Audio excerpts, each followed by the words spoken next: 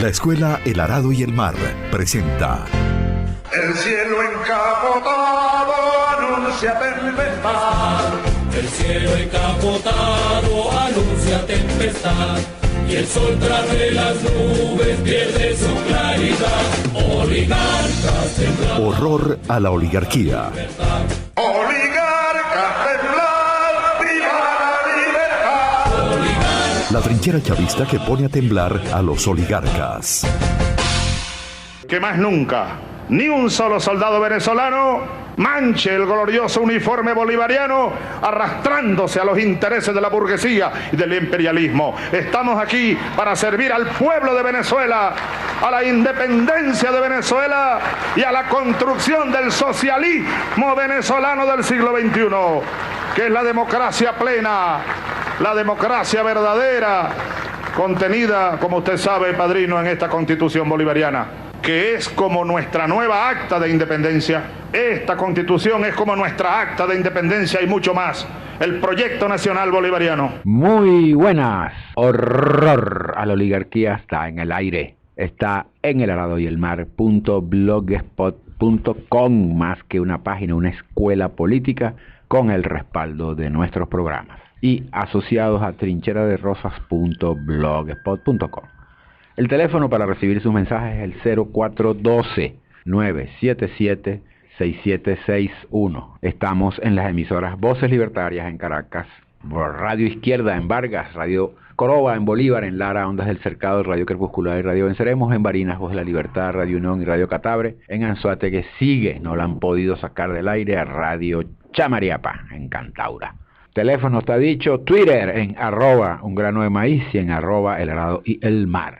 Y en elaradoyelmar @gmail.com, muelas más largas. Saturno, que no dijiste la radio de los TEC, allá Sí, emisora cultural Antonio. de San Antonio, en Miranda. ¿Cómo andan? Bien. ¿Todo bien?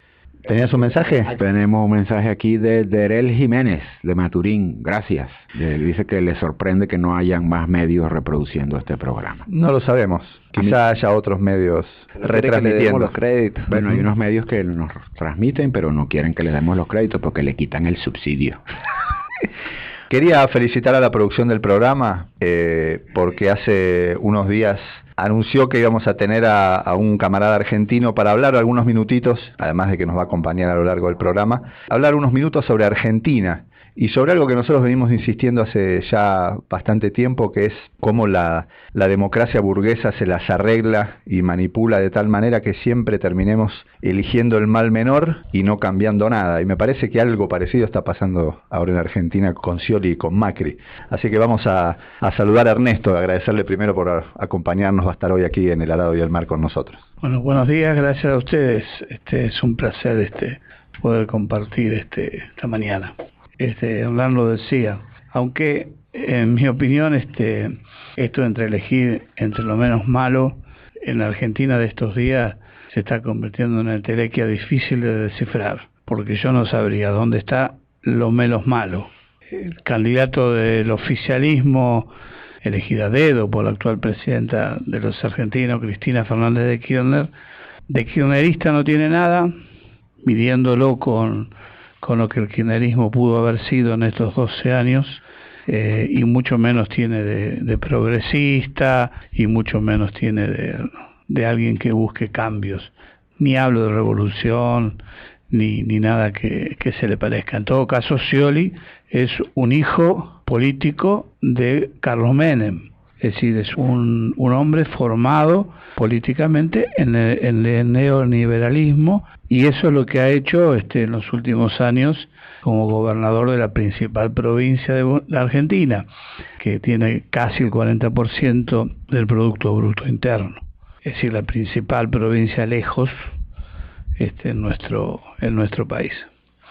Por eso los argentinos nos proponemos a no elegir, a optar por quienes consideren de que hay algo menos malo en esta alternativa. Sin embargo, pese a eso, que es irrebatible, porque está el historial de cada uno de ellos, tanto de Macri como de Scioli, hay un grueso de la dirigencia de izquierda, incluso revolucionarios, incluso gente muy cercana a la revolución bolivariana allí en Argentina, militantes del chavismo, digamos, allá, que han salido a respaldar la candidatura de Scioli, incluso hasta a militarla, ¿no? Diciendo que no son lo mismo. ¿Cómo te parás vos frente a ese sector, el que se está debatiendo hoy? ¿Qué pasa con los procesos de cambio, para no hablar de revoluciones, que se estancan, que no terminan de avanzar? Creo que vos escribiste una nota que decía, estaba muy buena, que el problema del kirchnerismo era que no había hecho cambios sino reformas, ¿no? Bueno, yo creo que la izquierda en la Argentina vuelve a cometer de nuevo un doble pecado. Primero, se dejó atraer por el canto de sirena. Creyó que en el kirchnerismo había un lugar o un camino para los cambios. Se comió, decimos nosotros, creyó en esa idea de Néstor Kirchner de la transversalidad, de que él venía a transversalmente unir a todas las fuerzas progresistas. Y el otro pecado es que vuelve a perder una gran oportunidad para plantar en la Argentina una alternativa de izquierda importante, aunque se manifieste todavía solo en el electoral. La Argentina sale el año 2001, 2003, de una crisis muy profunda, de una crisis económica, pero fundamentalmente política, que es la que crea bases para el armado de algo con fuerza, y no es capaz de parar su propia alternativa. Le crea al kirchnerismo, se diluye dentro del kirchnerismo, desaparece dentro del kirchnerismo, y no vuelve a trabajar por su propia alternativa. Entonces, por eso hoy se encuentra ante la disyuntiva. Es decir, voto en blanco o voto a Scioli para evitar que gane Macri, que es la expresión de la nueva derecha y punto de apoyo de los gringos para afirmarse de otra manera, más inteligente y quizás con raíces más profundas en la Argentina. Yo creo que ese es uno de los problemas vitales. La izquierda nuevamente perdió el rumbo y no supo para dónde ir y se volvió a equivocar. Fue para el lado incorrecto. Por eso es una disyuntiva hoy de quienes salieron a militar esa propuesta del kirchnerismo, que solo fue propuesta de reforma, que es útil decir, algunas de ellas muy importantes, pero es decir, como fue todo lo vinculado a los derechos humanos, vinculado a derechos humanos y la represión del Estado, no derechos humanos y el hoy y el mañana. Porque en la Argentina, además de haber dirigentes desaparecidos, Julio López es la figura, lo que expresa lo que estoy diciendo, hay casi 900 mujeres desaparecidas en la trata, para la trata de blanca, trata como se dice ahora, y hay una situación de persecución hacia la juventud, particularmente hacia los jóvenes pobres, que es una violación de derechos humanos flagrante. Es decir, en derechos humanos, que los reivindico, para atrás,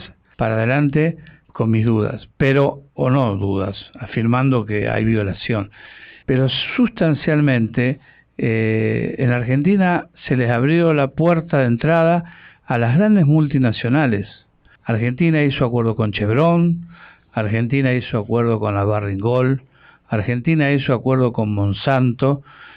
Nombro esas tres y juntamente con esto estoy nombrando cuál es la base económica en la cual actúa el gobierno, que es la concepción extractivista de la economía. La minería a cielo abierto está destrozando una parte del noroeste argentino, ha crecido o crece permanentemente en forma terrible lo que llamamos la frontera agropecuaria, es decir, expulsar a los verdaderos dueños de esas tierras, los indios para plantar soja. O acuerda con Chevron la explotación de petrolera no convencional, el fracking. Entonces, la economía basada en acuerdo con las grandes empresas.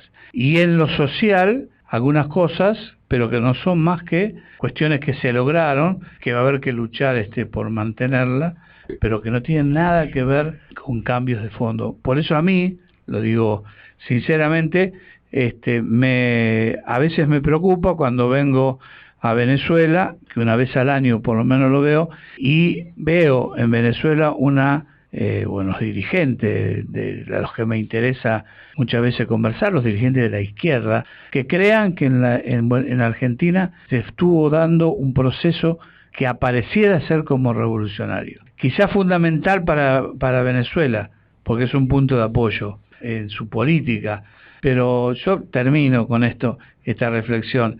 Néstor Kirchner nunca le interesó el ALBA, lo arrastró Chávez. Chávez arrastró a Kirchner al ALBA.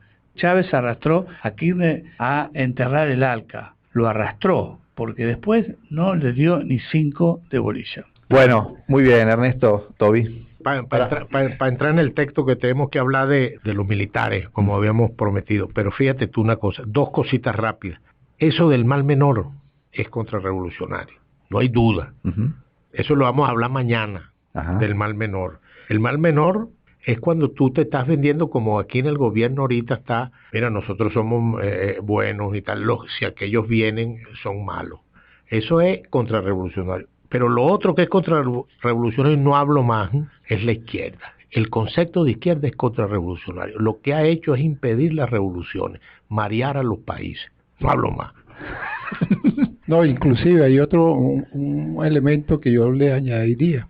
Es que la restauración surge debido a que no se sabe dar el combate en la cuestión ideológica, que es lo fundamental, en las corrientes de los pensamientos que están en pugna, que es el capitalista y el socialista real, verdadero, revolucionario.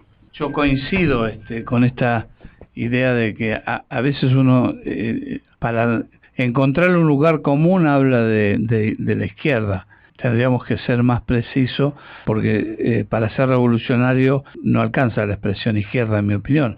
Tenemos que hablar de marxismo y de la organización que ese marxismo crea. Pero a veces uno lo dice para tratar de mostrar. Pero si no hay un debate en torno a este tema del marxismo, por eso en la Argentina se va a encontrar, disculpen que me alargue, en Argentina pueden encontrar grupos muy importantes defensores de Venezuela, de la Venezuela de Chávez, porque nosotros encontrábamos a un dirigente que en Latinoamérica planteaba la construcción del marxismo desde una alternativa propia, buscándole la forma que debe adquirir para entender eso de que no es un dogma, y todas esas cuestiones, esas consignas hechas o no hechas, fueron creadas para otra cosa, pero se la utilizaron así, para ir encontrando la forma de plantar una revolución, un proceso desde la concepción marxista. En la Argentina, y ustedes por ahí me van a pegar por lo que digo,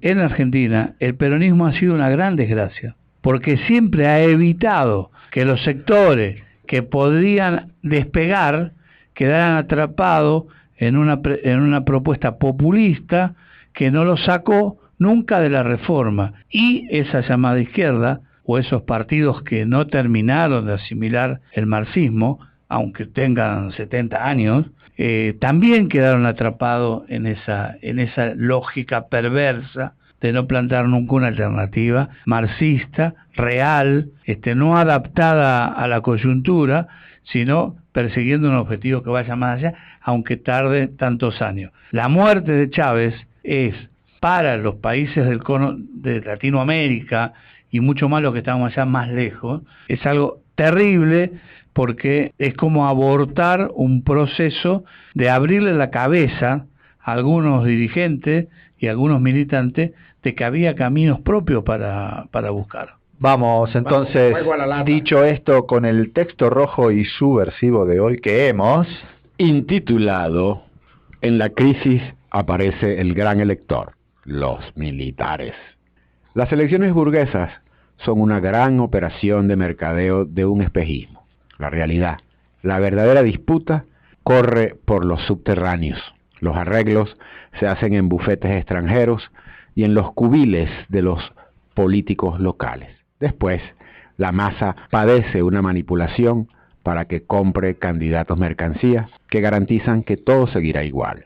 Cuando todo funciona de acuerdo al circo, el gran elector permanece dormido, no actúa, forma parte silente de la trama. Ahora bien, Cuando las elecciones burguesas ya no son eficaces para dirimir las tensiones sociales, cuando el engaño no funciona, entonces es el momento del gran elector. Los militares se encargan de restaurar un nuevo control. La participación de los militares generalmente es para recomponer el control del sistema capitalista. Completada su misión, regresan a sus querencias. Pero se han visto casos en que los militares toman otro rumbo. Es que en las crisis puede aparecer la solución de fondo, cambiar todo lo que debe ser cambiado. Es así, las elecciones burguesas son eficaces amortiguadoras de las tensiones sociales. Sin embargo, cuando fallan en su papel distractor, son señales de profunda crisis. Son oportunidades revolucionarias y también posibilidad fascista. Aquí en Venezuela, estas elecciones parlamentarias parecen fallar en su papel opiáceo. Al contrario, de narcotizar a la sociedad, de servir para reafirmar el sistema burgués, han agudizado las contradicciones y ya aparece el gran elector como último juez de las tensiones sociales. Fíjate una cosa, cuando el capitalismo está estabilizado, entonces corre aquella aconseja, los militares son apolíticos, no se meten en nada, ¿verdad? Institucionalistas y tal. Pero cuando hay una crisis como ahora, aparecen los militares, ¿verdad? Se desborda ya el gran elector, que es la gran verdad. Pues decía, creo que Mao Zedong, tiene la palabra el camarada fusil. El camarada Mauser. Camarada Mauser. No, eso es de la Revolución Rusa, de la Revolución Bolchevique. Tiene la palabra el camarada Mao Zedong.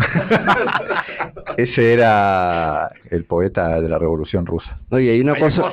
Tiene la palabra el camarada Mauser. Lo que es la cultura, chicos, de esta gente. Dele, pues. No, hay otra cosa allí, que los revolucionarios se apegan más a la legalidad burguesa que los propios derechistas o los socialdemócratas. Así pasó en Chile. Allende se aferró a la legalidad burguesa y habló del sector militar. Pero fíjate tú una cosa, ahora que usted habla de Chile. En Chile, cuando tenían una crisis, metieron a 10 militares en el Consejo de Ministros. Sí. No hablo nada. Aquí están queriendo resolver la crisis con los militares y que los militares no actúen. Los de derecha estoy hablando. Sí. Están ahí en el gabinete. ¿Cuántos militares hay? Sí, en Chile, en la primera sonada contra el gobierno de Allende, ascendieron a Pinochet. Avance. El presidente Maduro, en sus declaraciones, asoma a los militares como solución a la crisis. Dijo que en un hipotético escenario donde la oposición lograra una victoria en las próximas elecciones a la Asamblea Nacional, en ese escenario negado y transmutado, yo gobernaría con el pueblo, siempre con el pueblo y en unión cívico-militar. La declaración es clara, mucho se podría decir, pero lo que nos interesa destacar es el aparecimiento del gran elector. Trae a la contienda la participación militar. La derecha externa no se queda atrás y ofrece pelea allí donde el presidente planteó la pugna. El general Ochoa Antich expone la posición de otro bando y a propósito de la declaración del presidente escribe: ¿se prestaría la Fuerza Armada para dar un golpe de Estado y sostener en el poder a un gobierno totalmente desacreditado y deslegitimado? Realmente no lo creo. Es verdad que algunos jefes militares han declarado que la Fuerza Armada es chavista. Esa misma forma de actuar la tuvo la camarilla militar durante la dictadura perejimenista. El alzamiento del 1 de enero del 58 demostró el profundo descontento existente en los cuadros militares. Fin de la cita de Ochoa. La posición de los militares representados por este general se enfrenta a la posición presidencial y propone que la FAMB, no dudo de que Nicolás Maduro y sus asesores entienden que un golpe de Estado difícilmente puede darse para respaldar un gobierno que ha sido derrotado de manera aplastante en unas elecciones. En todo caso, lo que podría producirse sería la desobediencia generalizada de importantes cuadros militares ante sus aviesas intenciones. Y más adelante redondea la posición diciendo: la respuesta a todas estas triquiñuelas es una sola: votar masivamente el 6 de diciembre, después defender el resultado. Ahí está claro. Los bandos que están tratando de estabilizar el capitalismo, que envolvemos en el término de socialdemócrata, están peleando incorporar a los militares a sus posiciones, lo que autoriza para que el chavismo auténtico, ¿verdad?, dirigido por el Plan de la Patria y el discurso de Chávez cuando presentó eso, entre en acción a salvar el sueño de Chávez y a salvar la revolución. Pues. Sí, poner en pugna la ideología revolucionaria. Claro, lo que decía Sankur. Entonces los militares chavistas están autorizados para entrar en la pugna, por ahora lanzando sus opiniones. Y además para salvar a la revolución, no solo de la entrega socialdemócrata, también de una posición fascista, porque Ochoa Antich, las declaraciones de él son absolutamente golpistas. Ellos están planteando un escenario muy probable, que es que la oposición el 6 de diciembre saque más votos que el chavismo, aunque saque menos diputados. Y está planteando que sean los militares los que defiendan el... Claro, pero nosotros proponemos a los chavistas dos cosas. Ni golpe capitalista, ni pacto. Ni entrega. Socialismo, punto. ¿Entiendes? Ahora, eso que dice usted, con ese olfato periodístico, es lo siguiente, el mismo gobierno se ha puesto la soga en el cuello, cuando dice ni por un voto que pierda, es que ese problema no es de voto, es de diputado, porque cuando Chávez, ellos sacaron más votos, y estos pendejos no se dan cuenta, entonces con pendejos no se puede ir ni a misa. Entran aplaudiendo al cura. Y ahí en el documento, disculpen, habla de asociando pérdida de votos y credibilidad de un gobierno, en una parte, porque yo me pregunto, ¿siempre la pérdida de votos es pérdida de credibilidad? Porque ese sector oculto que se manifiesta, oculto o no que no está todos los días, que se expresa en las elecciones, porque en un sistema de estas características lo obliga a que solo sea de esa manera, porque no hubo tiempo quizás a preparar los instrumentos de participación popular en forma mucho más activa.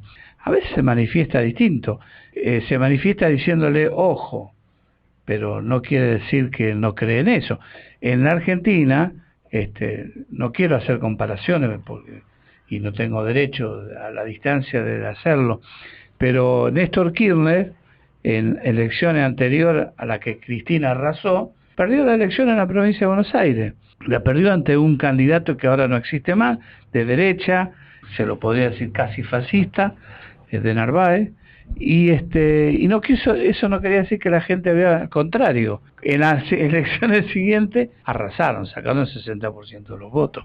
Fue como una señal. A veces la pérdida de votos me parece que no es pérdida de credibilidad. A veces hay que evaluarlo, porque no siempre... Pero fíjese una cosa rapidito, aquí es todo lo contrario. Estamos en el trópico. Aquí se pierde credibilidad y no se pierde voto. Por ejemplo, nosotros conocemos gente que va a votar automáticamente porque tiene que ir a votar, pero no cree en el gobierno. Entonces aquí es diferente. Está bueno lo que él plantea. Nosotros hablamos acá de masa votante y masa actuante. Para decir que para hacer la revolución no necesitas del 80% de la masa que te apoye. Necesitas una masa que salga a la calle a defender los logros, que salga a la calle a entrompar a la burguesía y a construir la revolución. Pero la gobernabilidad de este gobierno socialdemócrata está en los votos. Si gobierno socialdemócrata no saca más votos que el otro, está perdido. Que pierde gobernabilidad y pierde credibilidad y pierde hasta el orto. Hay otra cosa allí que el gobierno logró convertir estas elecciones parlamentarias prácticamente en un plebiscito, y lo que se viene para el 6 de diciembre no parece unas elecciones, parece más bien un combate y una batalla final. La corriente chavista tiene el deber histórico de defender el sueño de Chávez, su claro mandato socialista. Ahí está el libro El chavismo según Chávez en aradoyelmar.blogspot.com, donde el comandante, con motivo de la presentación de su candidatura en el CNE, explica claramente sus ideas, deja el azimut para los próximos años, el plan de la patria, el auténtico, el antiimperialista de verdad, el anticapitalista más allá de las palabras. El mensaje del comandante es más que una guía teórica. Es un mandato para el combate que debía ser estudiado en todos los cuarteles. El deber de los chavistas es no permitir que el proceso revolucionario termine en la restauración de un neopacto de punto fijo. El sueño de Chávez, que tanto costó desarrollar, no puede ser negociado ni puede sucumbir en un golpe capitalista. ¡Viva Chávez! Espérate un momentito. En el socialismo. Espérate un momentico. No juegue. El libro ese que usted está hablando ahí de Chávez, tiene 25.000 entradas. Sí. Ya tiene 25.000 entradas. Bueno, Ernesto, muchísimas gracias por acompañarnos. Ojalá te dejen volver. Gracias por ustedes y bueno, cuando esté por acá y me invitan, acá vendré. Muy bien, Humberto, despida. Bueno, oligarquía mardita, la concha de tu madre.